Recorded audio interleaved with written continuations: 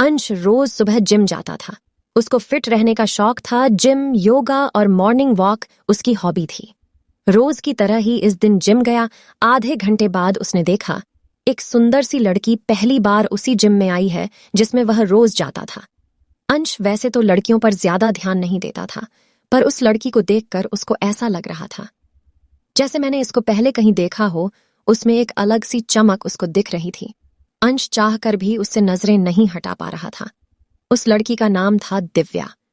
दिव्या का आज जिम में पहला दिन था। वह ट्रेडमिल पर चल रही थी।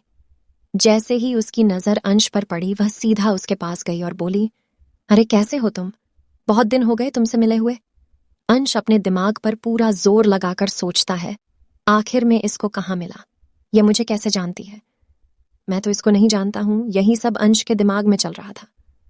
इतने में दिव्या बोली, तुम मुझे भूल गए क्या? तुम सच में मुझे नहीं जानते? सॉरी, पर मुझे सच में याद नहीं, पर ऐसा जरूर लग रहा है कि मैंने तुम्हें कहीं देखा है। अरे मैं दिव्या, 10वीं में हम साथ थे ना। एक क्लास हमने साथ में पढ़ी है। उसके बाद मैं दूसरे स्कूल में चली गई थी। अरे हाँ, मुझे याद आया, बहुत दिन हो गए। कम से कम 4 साल उसके बाद अब मिली हो। और क्या चल रहा है? अब क्या बताऊं, तुम तो मुझे भूल गए और मैंने तुम्हें देखते ही पहचान लिया। इसकी तो तुमको पनिशमेंट मिलेगी, नहीं तो फिर मैं तुमसे बात नहीं करूंगी। अच्छा बताओ, क्या पनिशमेंट है? यही पनिशमेंट है कि तुम मुझे जिम में गाइड करोगे। अरे यह पनिशमेंट तो मैं खुशी खुशी स्वीकार कर लूंगा। दोनों की एक दूसरे से बात होने लगी। दोनों ने नंबर लिया और एक दूसरे के साथ घूमने फिरने लगे और पुरानी बातें करने लगे। स्कूल की वह बातें जो हम कभी जिंदगी में नहीं भूलते, एक एक करके सारी बातें बाहर आने लगीं। उनके जीवन का वह हिस्सा जो पहले कभी उन लोगों ने एक दूसरे से कभी नहीं कहा था।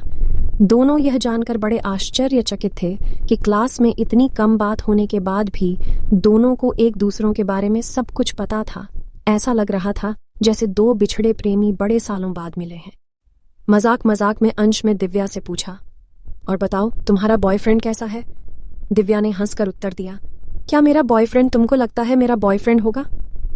इसमें लगने वाली क्या बात है? तुम इतनी सुंदर हो, तुम्हारे पीछे तो लड़कों की लाइन लगी होगी। ये तो तुमने सच कहा। मेरे पीछे लड़कों की लाइन तो है, पर मैं किसी को भाव नहीं देती। ऐसा क्यों भला? तुम किसी को भाव क्यों नहीं देती?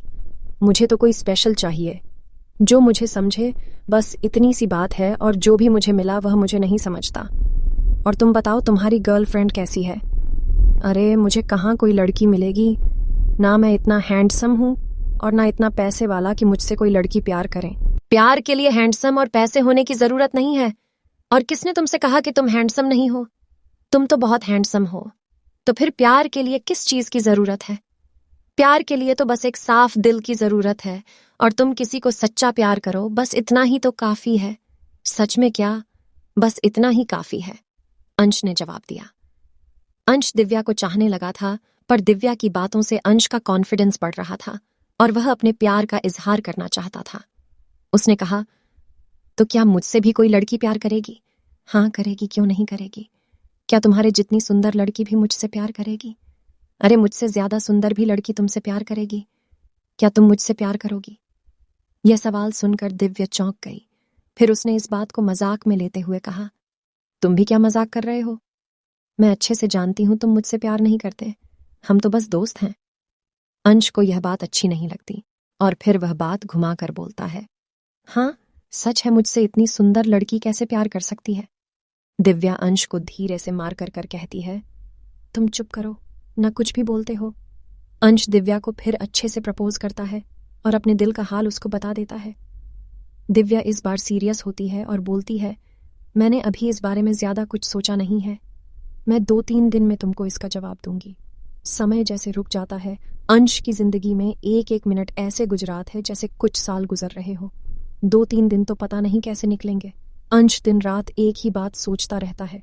अगर वह मना कर देगी तो, अगर वह हाँ बोल देगी तो, बस यही सोचता रहता है। ना उसका किसी काम में मन लगता है और ना वह कुछ कर पाता है। सच्चे प्यार की कहानी बड़ी मुश्किल से 3 दिन निकल जाते हैं। दिव्या और अंश फिर मिलते हैं। जब से वह मिले थे तब से पहली बार ऐसा हुआ था कि दोनों 3 दिन बाद मिले हो। दिव्या अंश से कहती है, मैं तुमको इसका जवाब बाद में दूंगी, पहले मैं एक टेस्ट लेना चाहती हूँ।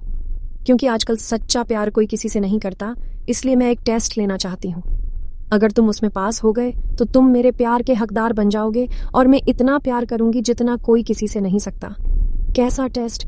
अगले महीने मुझे लंदन जाना है और मैं 2 साल बाद वापस आऊंगी। क्या इन 2 सालों में तुम्हारा प्यार मेरे लिए वैसा ही रहेगा जैसा आज है? अगर इतनी दूरी भी हम लोगों को अलग नहीं कर पाई तो ही हमारा प्यार सच्चा है। अंश के पास और कोई चारा नहीं रहता, क्योंकि अगर दिव्या अपने प्यार का इजहार भी कर देती है तो अगले महीने तो उसको जाना ही है।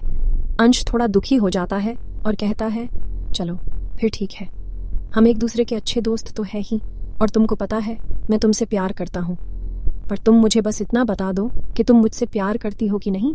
उसके बाद हम दोस्त जैसे ही रह लेंगे और जब तुम लंदन से वापस आओगी तो हमारे प्यार की परीक्षा भी पूरी हो जाएगी। दिव्या धीरे से मुस्काती है और कहती, मैं तो तुमसे स्कूल के वक्त से ही प्यार करती हूँ, बस कभी कहा नहीं, और किस्मत ने हमें मिला दिया नहीं तो शायद मैं कभी कह भी नहीं पाती। बस दोनों एक दूसरे से बात करने लगते हैं और देखते ही देखते 2 महीने बीत जाते हैं। दोस्तों, आगे की कहानी आपको हमारी अगले वीडियो में मिलेगी। आगे क्या होता है जब दिव्या 2 साल बाद वापसी आती है? क्या दोनों अब भी साथ होते हैं या दोनों एक दूसरे को भूल जाते हैं? ये जानने के लिए हमारी अगली सच्चे प्यार की कहानी को जरूर सुनना।